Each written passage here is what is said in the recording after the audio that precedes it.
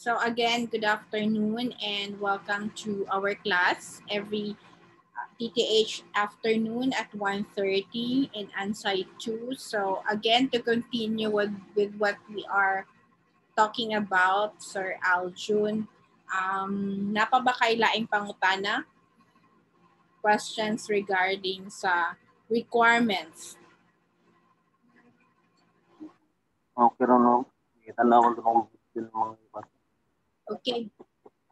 Briefly anyway, I will introduce you the Google Classroom. So this is the Google Classroom. Naana ba kadali sa sulod?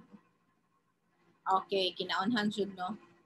So you're here already. So in the stream view, you can see this all the updates here. So lahat ng naka-post sa dito. So kanina may 11 a.m. class kasi ako sa other section. So bali sa classroom, isang classroom lang kayo pero different ang time ninyo. No? So sa PM na 8 lang kayo lahat sa PM na session. So in this video also, I'm going to give you brief introduction to the Google Classroom at saka yung ating topics, course outline and the chapter 1, no? So so if you have any questions, sir, just butt in anytime. So ito yung Google Classroom when you click on the link. So this is where actually although modular tayo ngayon, but if you can access online, so dito lahat makikita nyo yung inyong progress, no? Especially sa grading system.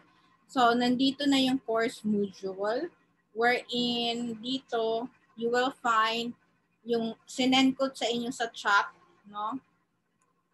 Yung sinend ko sa chat, which is the course outline na all in all, and ingon gani ka no nagkabuang kag pangita sa mga requirements or sa quizzes. So in this course outline, answer introduction to livestock and poultry production.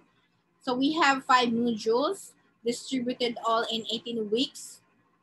But now medyo late tayo kasi we just meet this week because I'm just newly hired as part-time.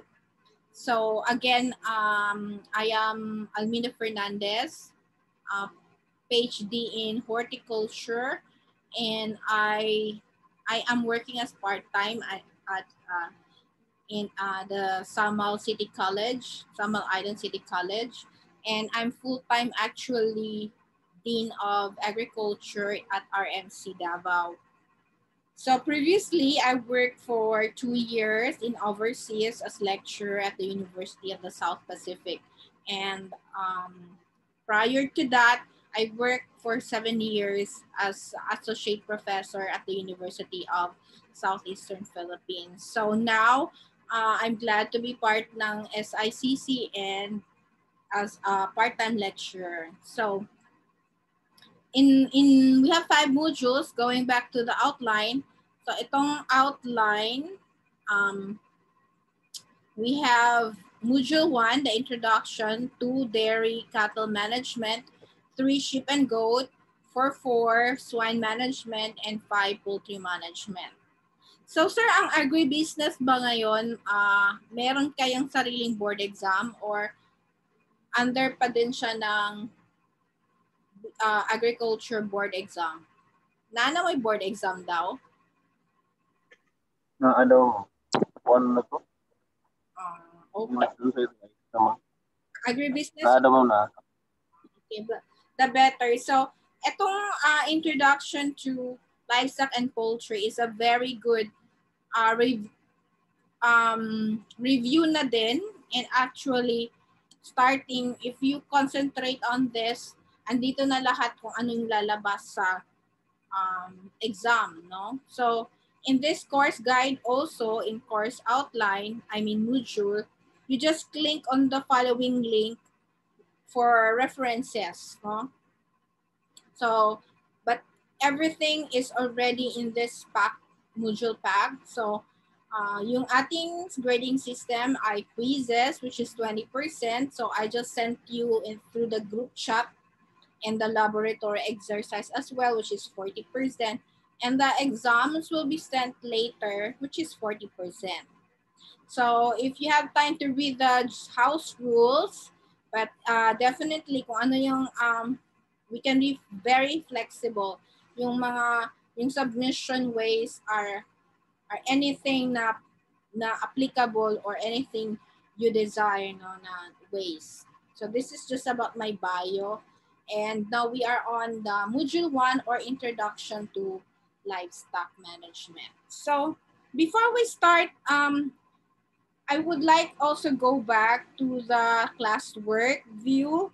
So after the course module, andito na yung mga actually prelim, exercise 1 and quiz 1, midterm, module 2 to 3, and quiz and exercise 2 to 3, and at saka final. So lahat ito mga requirements wherein you can submit it here.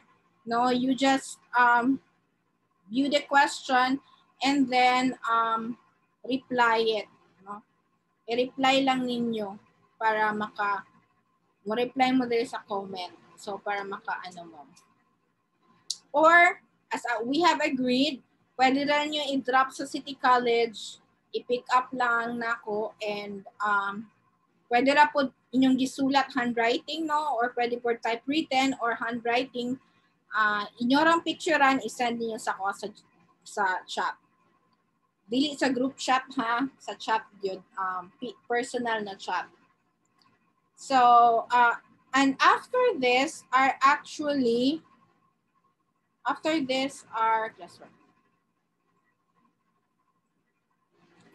modules 1 to 5 na mga supplementary videos. No? Sa module 1, we will start module 1. So, agribusiness. So, you just click on these videos. These are YouTube videos actually, which are very nice na lesson na supplement, no? Like in the module 2, we have Carabao farming and cattle farming. So before we proceed with chapter 1, and I would like to, by the way, sir, etong video, recorded video will also be posted again. Like kanina, nag-klase ko, i-post na ko siya dari. Nadari ang video na mo kanina. So before we start with chapter 1, so I would like to present this. So again, this video is recorded para katong wala naka-join, pwede nila tan-awon through the link kung unsay nahitabo sa to ang meeting or meeting view karon, no? So I will just play this. Agriculture is the backbone of the nation, and it deserves to be appreciated. Get to know the producers who provide for your needs, and you might just find your very own agribusiness. Kambingan bilang isang mapagkukunan ng kita. Ano yung mga prerequisite kung gusto mo siyang gawing negosyo?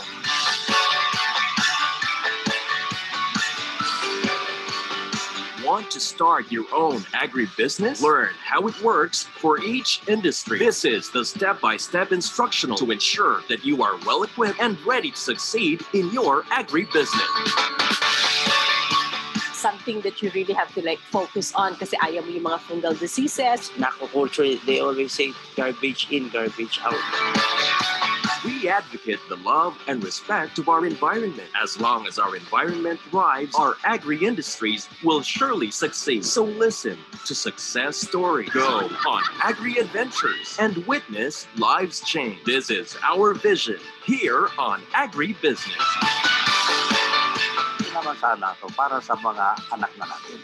Saka mga magiging mga anak ng mga anak nila. Kaya ko at handa ako magtayo ng isang negosyo.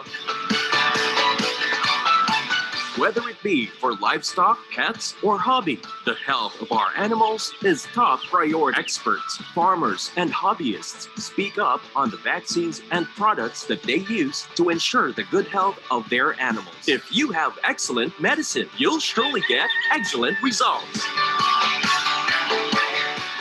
Dapat nating linawin na ang bakuna ay hindi wonder protective agent.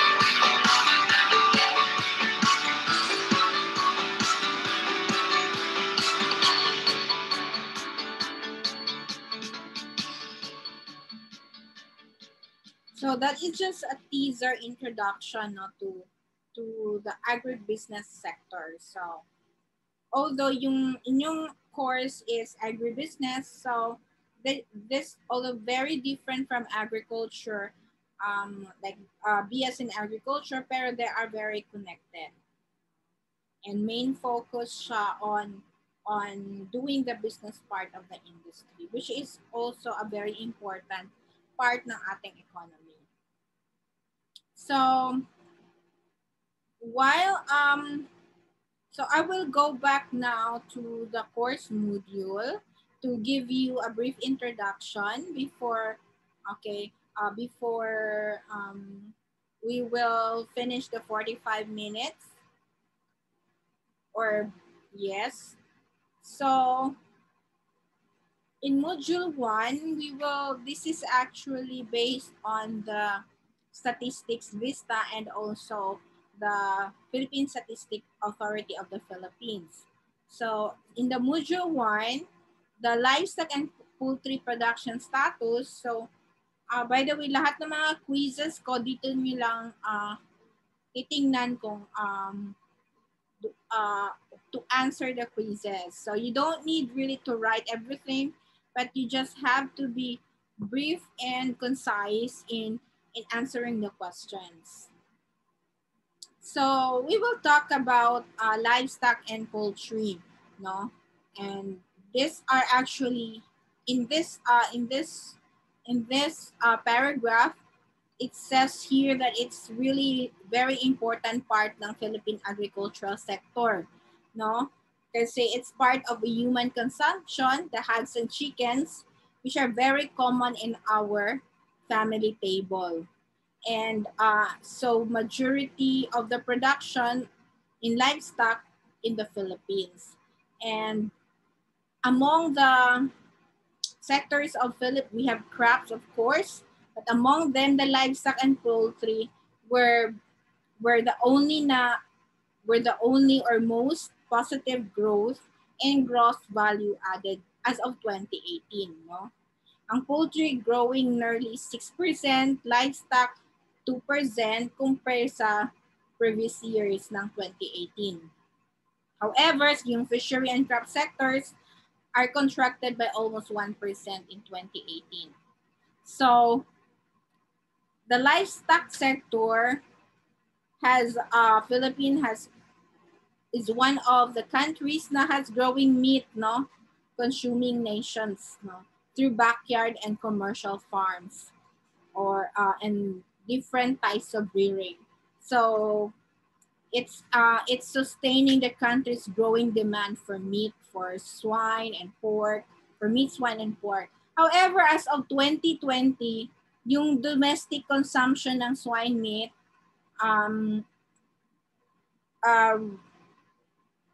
brought about 2 million metric tons, no, with the rise ng pork meat of importation.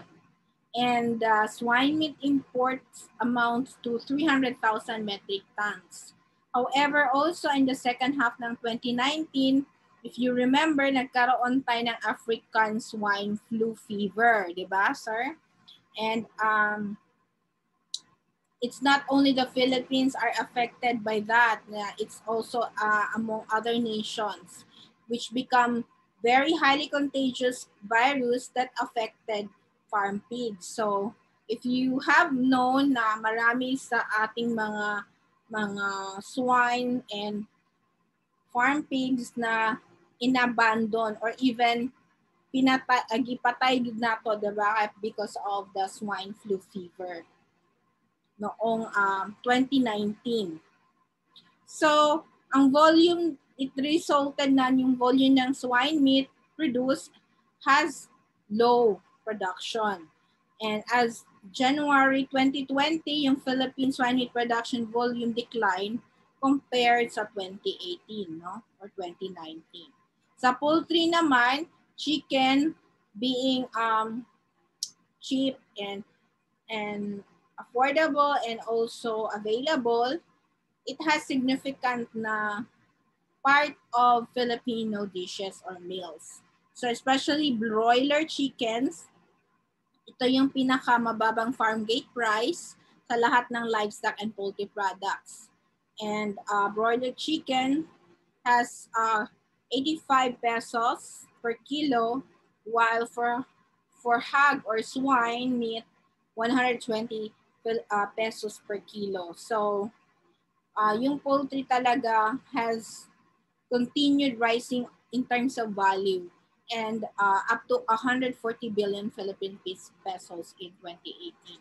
So sa Philippine Statistic Authority, in reference to the data that I'm going to present here, actually the farms that have been evaluated are classified as backyard farm or commercial farm.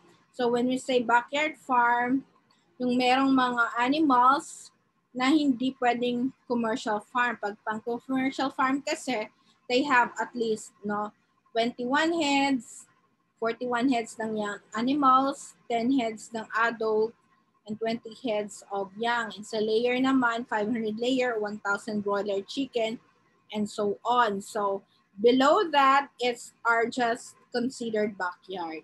And when we say also farm gate price, ito yung price are received first by the raisers who sell their products to the market. No? And inventory is the actual number talaga ng domesticated animals. So in the table 1 here, you will see the highest production as of 2019 in terms of metric tons or yung weigh niya, of course, ang hog, no? Or swine, followed by chicken. And lowest natin ay dairy. Kasi we always import dairy from other countries like New Zealand, Australia, and others. So in terms naman ng heads, pinakamadami syempre ang chicken, of course. Followed by swine and duck. No? And pinaka-konti natin yung cattle and carabao. So in terms of market naman, it's just because of the coronavirus pandemic and also the swine flu fever in the mid-2019. So meron tayong slowdown ng livestock and poultry meat production, which this will result in slow production in the coming months. Decline as of April 2020, and so yung import natin most probably ay mag-i-increase, no? And so ito na yung average farm gate prices. So mahal talaga yung ating chicken as of 2019, yung native, and then yung hogs. In fact, ngayon from 200, 300 to 400 yung ating these are farm gate prices, but in the market, we can buy them as much as more than 400 to 500 per kilo of pork. So next to this are the role and importance, no, ng livestock and poultry. Sa livestock naman, it has it's still the core source ng food, even fiber and skin. Ginagamit natin yung mga wool, hair, hides, and pelts.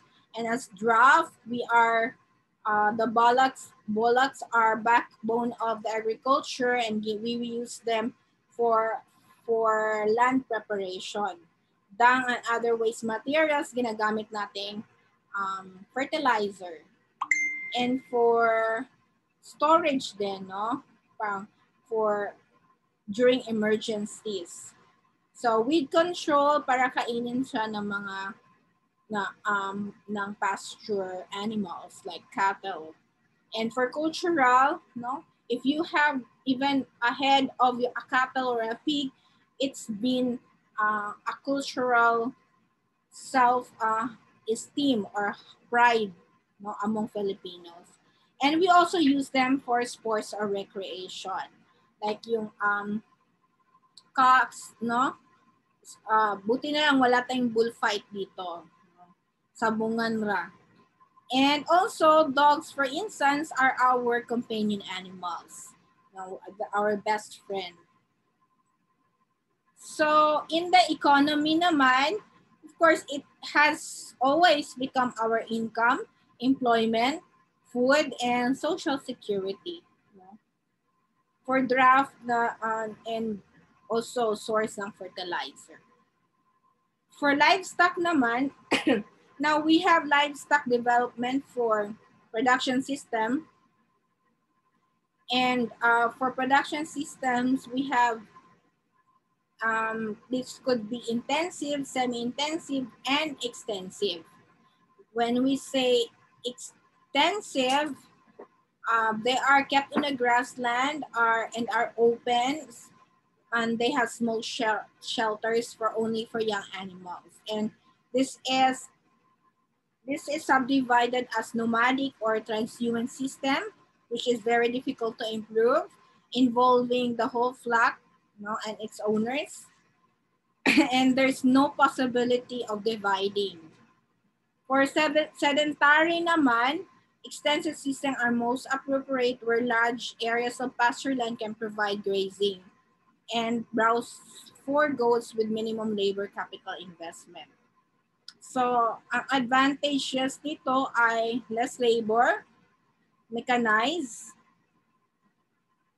animal welfare improvement, and lower requirement ng inputs at saka local environment. Soil are not damaging. So, for the disadvantage naman, yung yields tend to be lower than with intensive farming in the short term. Large land requirements also is limited. So that's for intensive. So meron din tayong second is semi-intensive system. No? In this system, the animals are confined during part of a day under roof and allowed to graze during the day. So kaya nga semi siya. So for we have tethering goats. Care must be taken that there is no possibility na strangulation by entanglement with vegetation or with other goats. So this is very essential. And in the third one, in the intensive system, all operations are confined in one place. So ito yung mga nakakulong, no, like the poultry, pig, rabbit, and so on. So, meron din tayong tinatawag na mixed farming along with crop husbandry or more component livestock, all poultry, economic rearing of different types ng livestock and poultry. This is used for better utilization ng farm products and utilization ng mga feeds and fodder and recycling natin for farmyard manure, dung, gas for slurry, soil fertility, ayun. So bring constant income to the family throughout the year and indirectly enhances standard of living. So meron tayong tinatawag na integrated farming system, no? Or the integration of more than one different types of agriculture and allied enterprises. So ito yung example, kung magkakaroon ka ng dairy, crop, at saka poultry, or crop, dairy, poultry with fish, or with duck, or with sheep and goat. So this is very advantageous in the sense that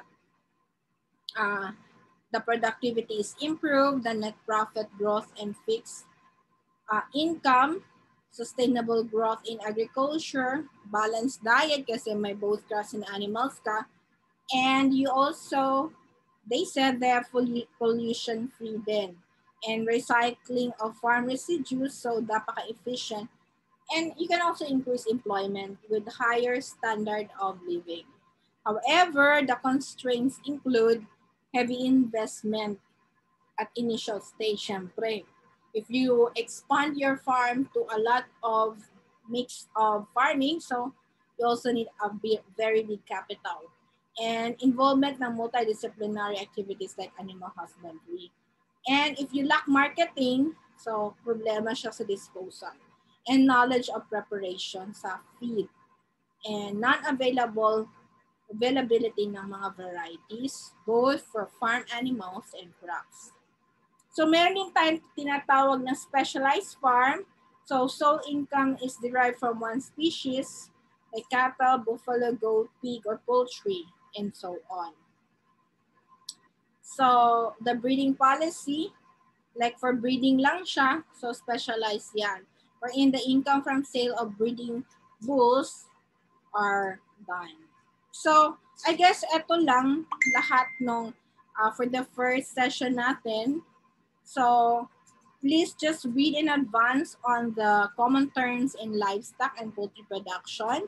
So medyo madami ito, and these are very important that usually comes up in the board exam. No? So it's very important na alam natin yung mga basic terms. And also, lastly, yung zoological classification.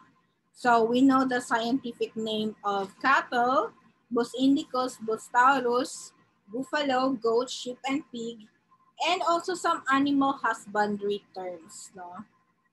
Kung anong tawag sa mga babae, lalaking, bata, at saka buntis or anakin. So now, hopefully we will be, for the next week, we will continue on these topics. No? And on next week, we will have the module 2. So, sir, are you still there? Do you have any question regarding the short introduction?